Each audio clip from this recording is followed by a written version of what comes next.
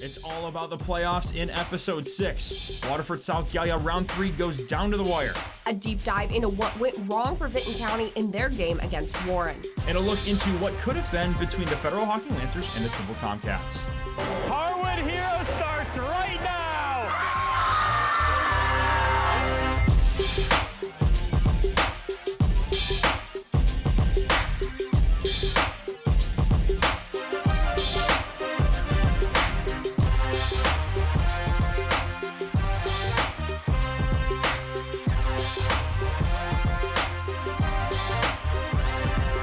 Well, it looks like you all remembered to set your alarm. I'm glad you could join us. I'm Bryce Stinson. And I'm Haley Hollinger-Bryce. The TVC thrives in tournament time, and this week was a perfect example of that. So let's go ahead and look at our D2 standings before diving in. We had 4 TVC Ohio teams to start in this region. Today we have none. On the top of the bracket, Vinton County was outmatched against Warren, losing by 22. On the bottom half, Alexander ran into the buzzsaw that is Galia Academy, falling to the Blue Devils by 29. And to finish off our D2 bracket on the girls' side, the Athens Bulldogs matched up against Sheridan, but they were not able to match the Generals' caliber, losing 73-49. Sheridan then played Unioto, losing to the Shermans on a buzzer beater that is still being discussed by the fans. So let's go ahead and jump right into our D2 teams with Vinton County, and there is no better guy to help us talk about the Vikings than lead reporter Zach Mothersbaugh. Thanks, Haley. After a hard-fought TVC Ohio title, the Vinton County Vikings made their way to Warren for the first round of the playoffs. The game started with Warren center Trent Taylor setting the tone early, forcing a foul on Ashton Allman, which started a 6-0 Warrior run. That run ended on this Cobra Sharp 3 that was part of just a 5-point first quarter for the Vikings. Warren's defense continued to force low percentage shots for the Vikings as the Warriors headed into the break up 21-17. Out at halftime, Julian Settleman established his presence, nailing a step-back 3, and then this Cobra Sharp layup cut it to a 1-point game. An ensuing 11-3 Warrior run would put Vinton County down 9 going into the fourth quarter. In the final quarter, it was all Warren. Vinton County continued to give up live ball turnovers, resulting in easy buckets, and what was once a close game ended in a 58-36 Warrior victory. The Vikings' offensive struggles lasted all night. They shot 32.5% from the field, and they could only muster 5 assists. Zach, you mentioned that offensive struggle. What's going on here? Well, you see, they just are unable to get it into the paint. You see these 3 guys in a triangle zone for the Warren Warriors, trapping Jack Davidson up top, and he's trying to get it into Ashton Allman, as you see right here, but it just gets stolen way too quickly. Yeah, and they move formations very easily here. Absolutely. You see them in a man defense right now, Cobra Sharp is going to break this, beat his man off the dribble. Stettleman's going to try and help off of him to help Cobra Sharp and try and make sure he can't get to the bucket. So you'd think his man's open. He's not. There's another guy coming from the corner to help on Jack Davidson. This team is so aggressive, and it just seems like they're always a step ahead of the Vikings. And you're going to see that coming up on the next play. You're going to see Cobra Sharp again on the inbounds pass. He's going to try and get it to Garrett Brown. Everything down here is covered, and so they double Garrett Brown because they know they're going to force him to run back. So when Garrett Brown's doubled, he catches the ball. He's got these 2 guys on him. Next thing you know, he's on the ground. He's turning the ball over, and the Warriors are running. That transition play shows very high basketball IQ, and the Vikings have been spectacular to watch this season. Hopefully we're going to see them come out in full force again next year. All you can do is give your best effort and be proud of your performance on the court. Sometimes, despite the effort, you just can't pull out the win. The same was the case with the Bulldogs this week. To break down the district semifinal loss from Athens, we welcome Bulldogs lead reporter Zachary Knight. Thanks, Bryce. The Athens girls team hasn't found themselves in this position since 2015. I mean, they struggled against a really good Sheridan team, but what were the challenges? Yeah, they were unable to put anything on the board until 3 minutes into the game. Sheridan's defense proved to be a difficult task. In the second quarter, the Lady Generals took their 6-point lead and ran away with it, scoring 30 and consistently hitting their shots. Although we've seen Athens bounce back from late starts before, this lead was just too far out of their reach, ultimately falling to Sheridan 73-49. Now, Zach, that's a tough way to end the season, but what's next year's outlook? Even though Athens didn't win the night, with strong performances from younger players this season, there's a good chance the Bulldogs will be off their leash next year. Head coach Phil Koska said he appreciated the hard work from the girls team this season. They earned a lot of respect from us, especially being such a young group. It makes it a lot of fun, and it's a shame the season's over.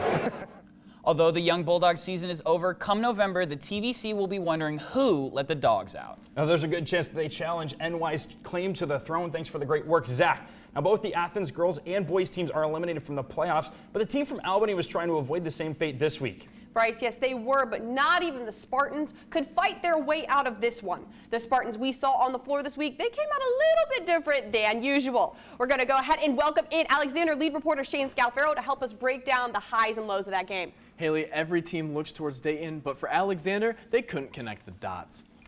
With Alexander on a 4-game winning streak, they were holding momentum heading into their first-round matchup with the Galia Academy Blue Devils. Both of these teams started slow, taking about 2 minutes to get a single point on the board. This had everyone in the crowd believing this game was going to stay close, but Galia Academy turned up the heat and revealed their true game plan. You know what they say, cut off the head and you kill the snake. In this case, take Kyle D'Agostino out of the game and the path to victory is crystal clear. And that they did. With a constant double team on D'Agostino and Isaac Cleary playing under the net, they took Kyle's ability to drive to the hoop away and force the Spartans to shoot from the arc. The size of the Blue Devils also played a huge part. They are bigger and more physical than Alexander, which led to more rebounds, putback shots, and steals for Galia Academy.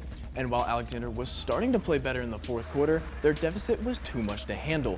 The seniors for the Spartans took their final steps off the court with the game ending 66-37, Blue Devils victory.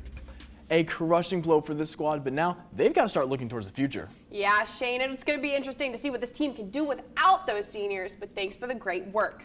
Looking to Division III, we had Nelsonville York Lady Buckeyes taking center stage this past week. The Buckeyes defeated Southeastern by 16 points, which advanced them to the district semis against Wheelersburg. We'll discuss their matchups shortly. Now on the boys' side of things, NY picked up a huge win against Wilson in the semi-sectionals. Then they ran into a Fairland team that put up 98 in their first playoff game. They just could not keep up, bowing out in the sectional round. Now in the bottom half of Southeast 2, Megs was tasked with trying to upset 11 seed Chesapeake. They came ever so close to doing so, but a week after the Megs girls lost by 2 in the playoffs, they suffered the same fate. Now to tell us what went wrong, we bring on Megs reporter Kendall Timms. Thanks, Bryce. Megs was hoping to pull this one out to get revenge on Chesapeake, but after a tough fight, they fell short. The Marauders came in with the mindset of spoiler, but just couldn't get it done. It felt like something wasn't clicking, but what was it? Typically, Megs spotlight their ball movement, but during this game, their hand-to-eye coordination was off. The guards were missing easy shots, and when they did feed the ball into the paint, it was often turned over, so the scoring opportunity was low. They also got into some foul trouble, with Conley Burnham actually fouling out early in the fourth. Now that's a huge loss. Burnham has been a key for this team this entire season. Yeah, the offense typically runs through him. Without Burnham and with the Marauders in a big deficit, they needed other guys to step up.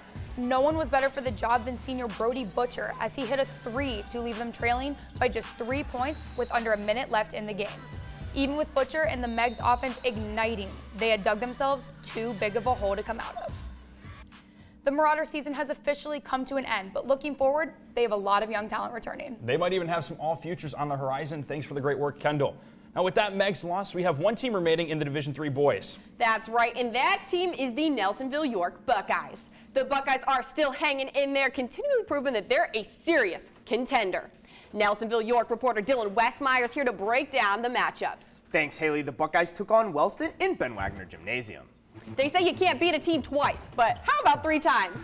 Well, Haley, Nelsonville York was able to play unselfish basketball, totaling 20 assists. The ball movement led to easy shots throughout the game. And Keegan the Gator Swope, well, he had 10 of those assists. Along with the ball movement, the Buckeyes absolutely shut down the Golden Rockets offense in the second half, not allowing a single point to be scored in the third quarter, and only giving up 7 points in the fourth, with all the starters being on the bench, allowing Nelsonville York to win 62-28. With their win over the Golden Rockets, Nelsonville York would travel to perennial powerhouse Fairland to take on their Dragons in their first sectional final since 2013. And with the sectional final on the line, what went wrong for the Buckeyes? Well, Haley, it was 3 consecutive possessions that changed the state of this game. First, Fairland came out of the half and found a wide open Brody Buchanan for a 3 from the corner. Then Keegan Swope found Landon Inman for a wide open layup that he just missed. And on the next possession, Steeler Leap was able to find separation and hit a jumper from the foul line. From this point on in the third quarter, it seemed as though the floodgates opened for the Fairland Dragons as they made shot after shot, taking a commanding 49-21 lead and never looking back. The Buckeyes would fall 67-34 to end their season, though Coach Blaine Gabriel is extremely grateful for his 6 seniors. Tremendous, because 6 seniors, 4 of them's been with me for 3 years. So, you know, they're the ones that went through the lean years, and we was told that we couldn't compete and all that. So this year, we was able to step up, and I thank them for, building the program to where we're at right now. The Lady Buckeyes had some heated matchups this week, too, so let's talk about their district semifinal matchup. That's right, Haley. The Buckeyes took on 21-seeded Southeastern Panthers in McAfee Gymnasium. So how did the Buckeyes take this one? Well, Haley, two factors decided this game. Southeastern had the height advantage, but Nelsonville York crashed the glass with mean intentions. They out-rebounded the Panthers by 20. The other huge factor, second half play. Going into the half, the Buckeyes were only up 5, and then the game was busted wide open as Nelsonville York went on a 23-5 run.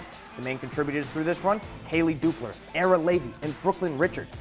These three tallied 81% of the team's 60 points as the Buckeyes came out on top, 60-44. And Dylan, that win propelled them to the next round against Wheelersburg, and I've got to say, that competition was fierce. That's right, Haley. The Pirates came to play. I've seen the Buckeyes start slow in games, but never this slow. They were only able to score 3 points in the entire first half. This was thanks to a masterful full-court press that the Pirates used to perfection, forcing turnovers left and right. Wheelersburg was able to keep their press intensity with continuous substitutions, with 10 players rotating in and out. This also led to intensity on the glass as the Pirates would out-rebound the Buckeyes and hold Brooklyn Richards to just 6 rebounds. She normally averages 14. Nelsonville York would not go down without a fight, though, as they would come out in the second half with energized play. It still wouldn't be enough, though, as they fell 51-31. Thanks, Dylan. I can't believe that we're going to have to wait until November to see these Buckeyes again, but I know that they're going to come back better than ever. You want more TVC basketball? Check out our Facebook and Twitter for game recaps and conference standing updates weekly. Rewatch your favorite plays and shots over and over again on our Instagram, and you can even take a peek into the TVC student section on our TikTok. I love all of those. And for a bit of light reading, go to WOUB.org for written recaps. Ball never stops, and neither does our content. The Federal Hocking girls were eliminated by Rock Hill last week, but we didn't want to say goodbye to them just yet. Lancers lead reporter Maria Manessi sat down with 2 key members of the team to talk about the season as a whole. Thanks, Bryce. Head coach Amos Cottrell just completed his sophomore season at the helm for the Lancers. Cottrell says he took just his second losing record of his career last year personally. How did you take last year's record and really turn it around this year? Really took the summer to decompress and digest and figure out what was wrong. And then we brought in some new coaches. We brought in kind of a new system.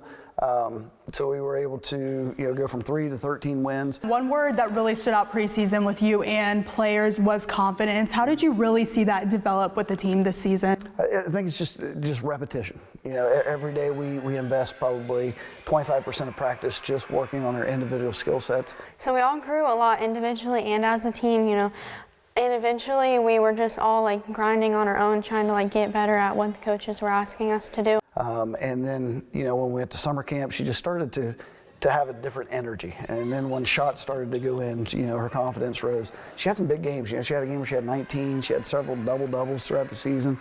I think once a kid realizes that they're capable, everything changes. How do you think that your team accomplished goals that you really set in the preseason, like the winning record? How do you think that you really saw things develop? So a big thing was we wanted to become a family again. We wanted to be able to say family in our huddle, things like that. So we did things inside of basketball and then outside of basketball, just really working on our bond so that we can play together and really trust each other. And then what are you looking forward to next season going into your senior year? So we have a lot of younger classmen coming up, including my sister and a lot of her friends that I get to spend a lot of time with. They're a great group of young girls. They've had a winning record and did well at their level, so I'm excited to get to play alongside them for my last year. So the last time our varsity girls won a league championship was in 2000. My wife played on that team. So in our household, that's a big topic of conversation. So I have to hear that a lot. So we're looking forward to changing that. There's going to be a time in the next 3 or 4 years where we change that. It may not happen next year, but that's the ultimate goal. The Lancers will look to build off their improvements come next season. One has to think they will, but Maria, let's not forget about the boys. They had to start their playoff journey this week. Yeah, Bryce, Federal Hocking took on Manchester Friday night in the sectional final game. The first half was a lot of back and forth action from both teams. Federal Hocking only had a slim 32-30 lead going into the locker room, but one thing about the Lancers is they never take their foot off the gas. Federal Hocking cleaned up its defense to shut down Manchester. That paired with shots falling for the Lancers allowed them to find their groove in the second half. Federal Hocking pulled away en route to a 65-44 victory as it takes home the sectional crown. The Lancers took care of business and now look forward to the district semifinals. Their date for that game is one of Beaver Eastern or their rival, the Trimble Tomcats. Now to find out who that special team is, we welcome Trimble lead reporter Cameron Nubb. Thanks, Bryce. Unfortunately, the Tomcats came into their tournament run without their star center in Cole Wright. Wright's inside presence was sorely missed as the Tomcats traveled to take on the Beaver Eastern Eagles in the sectional title. The Eagles' size and length gave the Tomcats problems from the opening tip to the final buzzer. Eastern zone defense made it hard for the Tomcats to work the ball into the paint for points inside, which is normally a staple of their identity. Trimble was forced to settle for outside shots, and their shooting woes from the regular season followed them into the tournament. They shot just 4 for 22 from three-point land on the night. Making matters worse was the fact that the Eagles cleaned up on the offensive glass, allowing them to convert on second chance opportunities as they cruised to a 63-37 victory. Bryce, it's a disappointing finish to the season, but you got to watch out for these Tomcats next year because they're bringing everyone back. I mean, one has to think they'll have the edge in the experience department for sure. But now we got to switch over to how the Lancers match up with this Eastern team. Yeah, the Lancers will have to use their fast-paced offense to their advantage. All 5 players keep their opponents on their toes, pulling up from anywhere. Having to closely guard everyone on the floor at once poses a problem. The Lancers beat their opponents down on the floor and get straight to the basket. This one has the potential to be a good old-fashioned shootout. The Eagles are just as good at shooting the long ball, knocking down 8 threes as a team on Friday night. The Lancers will need to pay extra attention to number 22, Neil Leist. Leist was a problem from beyond the arc, hitting 4 triples and finishing with 21 points against Trimble. Cam, you mentioned the length of Eastern. That is something that Federal Hocking does not have. The Lancers may lack height, but their speed is what helps them win games. They run up and down the floor all game, and their elite conditioning enhances that. Yeah, Eastern's height gave the Tomcats issues all night long, but the Lancers have the need for speed.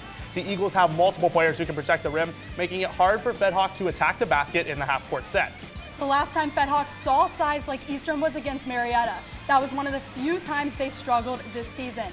They couldn't match the Tigers' size and rebounding abilities. If Eastern offers the same size, FedHawk must come out fast and aggressive to come away with the win. It'll be interesting to see how FedHawk can compete and match with Eastern. Now, Cam, this Trimble offense is much slower than this FedHawk offense. How is that speed of the FedHawk attack going to affect this Eastern team? Yeah, Bryce, like I said, Eastern's super long, and that really helps them in the half court. They can really cut down passing lanes in that half court set. But if Federal Hocking can beat them down the floor, it's going to be a tough night. So if you take away the FedHawk speed and aggressiveness, what do they have to work on in order to get this one against Eastern? Yeah, Bryce, they just got to come out and play their game. They have shooters who can shoot, and they just need to come out and play aggressive. It is definitely going to be a track meet. I'm really excited to see this game. Thank you, Cam. Thank you, Maria, for the great work. Now let's look at the path forward for the rest of Region 15. We know Federal Hocking will be taking on Eastern in the district semis. Now, should they win, the winner of the South Webster Notre Dame game awaits. Now, on the other side of the region, the TVC is now teamless. A shocking 20-point loss to Western sends Waterford packing early. We'll have the analysis of that game in a little bit. In the ladies Division 4, Waterford beat White Oak to push them to the district finals, falling to South Galia. The Rebels besting the Cats by just 2. South Galia being crowned the district champions. In Southeast 2, it's clear skies without an eagle in sight. Eastern was able to take down Paint Valley 41-26, but they just couldn't overcome Portsmouth Notre Dame, losing 69-34. And continuing on with the Eagles, let's swoop right into the action with the Eastern Eagles. Here to walk us through the boys' playoff game is Eastern reporter Donovan Varney. Thanks, Haley. The Eagles found themselves on the hardwood with South Galia for the 3rd time this season on Monday night. If we take a look at some of the statistics of the last matchup between these two, we can see that they're pretty evenly matched. Field goal, 3-point, and rebound numbers are all comparable. The only notable difference being that Eastern got to the free throw line far more often than South Galia. If these stats foreshadow anything, it's that Monday night's matchup would be a close one, and the game was just that. The Eastern boys took the hour-long bus ride over to Crown City for this year's sectional play-in game.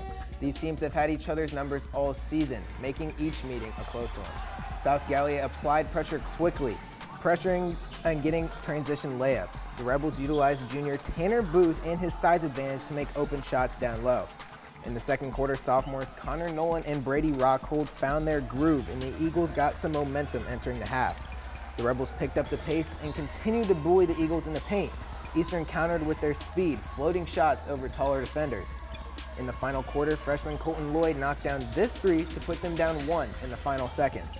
A big fourth quarter by the Eagles wouldn't be enough, as South Galia would narrowly finish this one on top, 55-53. The Rebels advanced to the sectional round where they faced South Webster. Now, Donovan, it is sad to see this boys season come to a close on such a tough loss, but the Lady Eagles didn't suffer the same fate. No, Haley, they didn't. Their first game was against the number 4 seed Paint Valley Bearcats.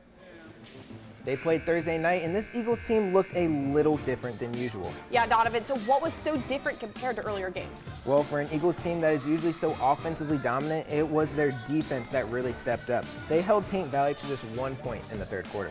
So how did Paint Valley retaliate against that intense defense? Well, they tried to match that intensity on defense, but they did not just pan out. They ended up fouling the Eagles a lot, and Eastern got to the line and knocked down those free throw shots, shooting 86% from the free throw line, as opposed to Paint Valley's 30%. And with both squads playing so aggressive on defense, I know you talked about this a little bit earlier, but how did that affect their offense? Well, they took away their ability to score inside, and Paint Valley settled with a three-point shot, and it wasn't effective. They shot 2 for 20 from 3. Thanks, Donovan. It sounds like the Bearcats' scrappy D played to the Eagles' advantage to get them the win. But the Eagles still had the chance to go on face-to-face with their most difficult task of the season. That's right, Haley. The Lady Eagles' next challenge would be in the form of number 1 seed Notre Dame. As things got started, the first quarter was not kind to Eastern. Notre Dame was hot out of the gate, and their size made it hard for the Eagles to make an impact. Eastern started to find momentum in the second quarter, getting shots to fall and drawing fouls. In this quarter, they were without Sydney Reynolds, who sat for most of it, having committed 4 fouls. Right before the half, Notre Dame senior Annie Detweiler knocked down this buzzer beater to put Notre Dame up 20. The Titans' dominance continued into the second half. Impressive ball movement created open shots from all levels of the court for Notre Dame. Eastern's attempt at making a run came too little, too late. The Titans overmatched the Eagles and ran away with this one, 69-34. Unfortunately, with this loss, both Eagles teams are knocked out of the playoffs. And it's never fun to have an empty nest, but we're going to see them before we know it. This has been a wild week for the TVC, and with wild comes the Waterford Wildcats. Haley, this is not the kind of the week that these two teams were expecting. As you saw earlier, the Waterford boys were unable to claw their way to the second round. To fill us in on the unfortunate week is Waterford reporter Stephen Caroli. Thank you, Bryce. The boys won their final regular season game against Miller, but that momentum didn't carry over to the playoffs. Waterford opened the playoffs at Latham Western in the sectional final. Waterford got started off hot. Jared Armstrong hit multiple shots, and the Wildcats managed the Indians' full-court press. The Waterford led by 10 going into the second quarter, but the Indians began their comeback. Chase Carter took over for the Indians. He knocked down multiple shots as Latham Western cut the Waterford lead to just 3 points at half. All the momentum went to the Indians after Drew Hagby stole the ball in the Waterford backcourt and then converted through contact for the and one. Latham Western did not look back from this point on. The Indians ended Waterford's seasons with a 66-46 victory. Chase Carter led the way for the Indians, scoring 27 points. So the boys' season is over, but the girls were fighting for their playoff lives. That's right, Bryce. It was the battle of the Wildcats in the district semifinals as Waterford took on White Oak. Now, Waterford gave up just 16 points in this entire game. How in the world did they manage to do that? Well, for starters, Avery Wagner was a crucial piece of the Waterford defense. She totaled 5 blocks and 6 steals in the win. This green and white defense managed to cause 18 turnovers. Meanwhile, White Oak only scored 16 points. I mean, Stephen, that is more points or more turnovers than points, excuse me, but they also put up 50 on offense. Was it the typical Wagner-Surrey punch? It was exactly that. Kendall Surrey led all scorers with 17, while Wagner was close behind with 13. As they won by 34 points. Now they took care of business, which set up the trilogy for Waterford South Galia. This game is a big one. These teams shared the TVC title, and both teams have been waiting for this one. The top 2 teams in the TVC Hocking meet for the 3rd time this year. They shared a conference title in the regular season, but in this matchup, loser goes home. South Galia won the first matchup in convincing fashion with a final score of 48-31. Waterford got revenge in a physical second matchup, winning with a score of 48-38. Leading the charge for South Galia is Morgan Lyons, who averaged 16.8 points in the regular season. Waterford star Kendall Surrey commands the Wildcat offense, averaging 10.2 points and 6.3 rebounds in the regular season. Waterford and South Galia met for the third time this year. This game surpassed all expectations. Both teams started off slow offensively and were neck and neck. They traded shots as the score was deadlocked at 9 after 1 quarter of action. In the second, neither team could pull away. Avery Wagner helped the Wildcats take the lead at the end of the first half with an outstanding sequence. The Waterford sophomore had an emphatic block on the defensive end. She then transitions immediately to offense and nails a 3 from the top of the key. This helped Waterford end the first half with a lead of 23-18. The third quarter was all Wildcats. The Waterford offense was firing on all cylinders and seemed to be in control. The Wildcat defense in this quarter was nothing short of outstanding. They made it very difficult for South Galia to get open looks. To end the third, the Wildcats led by 12. In the fourth, the Rebels went into a full court press. Generating multiple turnovers, South Galia began to climb all the way back. In the final minute, down by 1, Avery Smithberger got to the line and converted on 1 free throw to tie the game. South Galia answered back when Morgan Lyons converted on this layup to put the Rebels up by 2. Kendall Surrey then ran the length of the court and drew a shooting foul as time expired. With no time left on the clock, she missed her first free throw, which ended Waterford's season as they lost 48-46. Such a heartbreaking way to end such a fantastic season. It really is. I thought Waterford could make a deep run, and thanks for the great work, Stephen. Now, hopefully, South Galia can carry the TVC torch. The Highland Hawks await the Rebels in the regional semis. They are one of the best teams in Division IV this season. Their best player, Ashley Mullet, is the Inter Valley Conference Player of the Year. Morgan Lyons and Emma Clary need to be at their best if they want to come away victorious. Now, we're at the end of the show, which can only mean one thing. It's time to give you our Heroes of the Week. Bryce, with the playoffs, you know you're getting the best performances out of these players. Absolutely. It's win or go home time, and it's obvious our players want to stay on the hardwood. We only have one team left in the TVC, boys, and our hero comes from that squad. Bryce, Federal Hocking is still alive, and the leader of the Lancers is our hero, Tarek Cottrell. Cottrell has been the go-to guy for his squad all year long, and against Manchester, he was knocking down shots. Whether he's spotting up, driving in the paint, or giving it all on defense, Cottrell made his presence known. He may have only had 18 points, but he is not a selfish player. He also had 7 assists. Now, this guy is what we call a true team player. He plays to win, but he also plays for his teammates too. Cottrell built himself quite the impressive resume of stats against Manchester, but the most eye-pulling numbers are from when he was away from the ball. With 6 steals and 5 rebounds in addition to his offensive stats, one could say he was all over the floor. This is a kid that I want as a leader of my team. Me too. And hey, they say that defense wins games, but this week it won this girl Hero of the Week. Avery Wagner stepped up in a way that made everyone notice. When she's on the court, you cannot miss her. She is literally everywhere. She's what we call a stat sheet stuffer. Points, rebounds, steals, blocks, even assists. This girl does it all. Wagner has been dominating down low all season long, so it's about time we give her some recognition. With her length in defense, it is hard to measure up. Paint domination is second nature to this girl, and if you're on the block, she's got you on lock. You're right, Haley. Check out these stats. 6 steals and 5 blocks. I don't know about you, but if I'm on offense, I don't want to see her guarding me at all. I don't either, Bryce, because her ability to find the ball on defense and shoot it well on offense is astounding. I cannot wait to see what she does in the future. It was a tough week for the TVC, but don't worry, even though our teams are eliminated, we'll have postseason wrap-ups for all our teams. Yes, we will, and we're going to still be churning out content on all of our socials. We've got crowd interviews. We did one at FedHawk. Those were really amazing. Everybody interacted with us. It was really, really cool. That was one of my favorite crowd interactions. So you guys are going to see some of that stuff. But until then, we still got FedHawk. Don't forget about FedHawk. We gotta watch them play this week. Hopefully they have 2 games that they win. But until then, we're reminding you to be heroic.